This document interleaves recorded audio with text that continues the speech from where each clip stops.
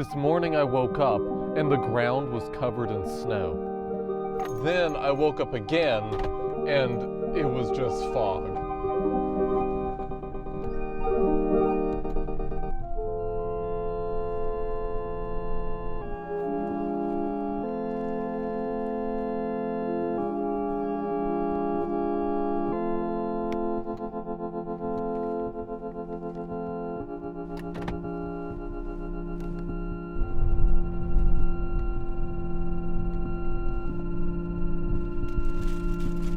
This morning's delusion is just the latest example of my ability to both be awake and asleep at the same time. And this propensity of mine to challenge the boundary between sleep and wake is only amplified when I'm car camping.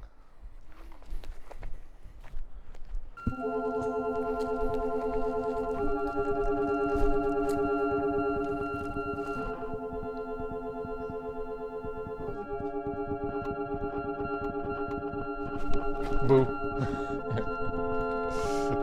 I'm just playing around. I don't think there's anything scary here.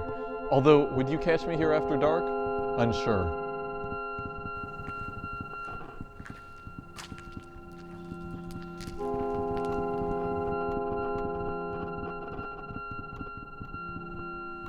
Perhaps the strangest thing I've done while being simultaneously asleep and awake is take my entire teacup collection and pile them neatly at the foot of my bed. And this is no easy feat. This is like 12 to 15 teacups, and not a single one of them was broken. I was a little bit scared that day.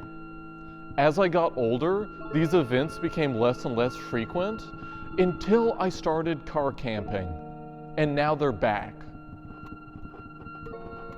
One time I pulled over in the middle of nowhere to sleep. This dense, thick fog rolled in overnight. It was like 2, 3 a.m. and I woke up with a jolt because I heard it sounded like tens of coyotes just yipping non-stop, but yipping in like a weird way, like they were terrified of something. And my windows were fogged up, so I scrubbed my windows so I could look outside, and I didn't see anything. And I remember it was like bitter cold. I was shivering. It was in the fall last year. A few minutes later, I realized how desperately I needed to pee, so I cautiously opened my sliding door and stepped out and walked a couple meters into some bushes to find a spot. And still, there was nothing. And the sound was gone as well. It was completely still.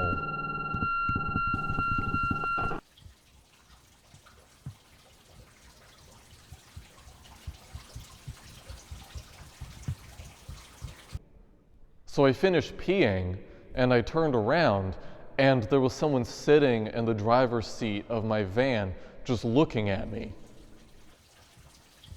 The coyotes were just a distraction to get me out of the van so that it could get in the van and wait for me there.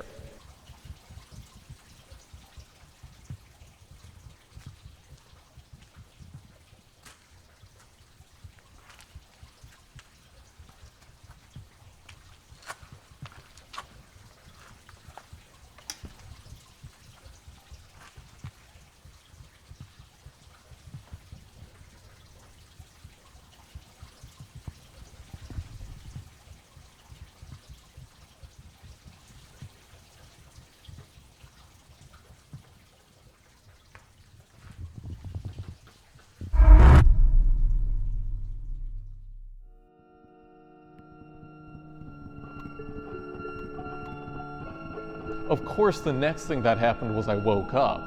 I was surrounded by that same fog, except the sunlight was shining through it intensely. It was like being surrounded by this ball of light. I felt like I was inside the sun. I couldn't help but notice that the spot where I'd wiped away the window to see if there was anything outside was still wiped away. Of course, it had recondensed over the last couple of hours, but I could still see the outline of where my hands had been. And it begs the question, how much of that night was real and how much was a dream? Because your guess is as good as mine.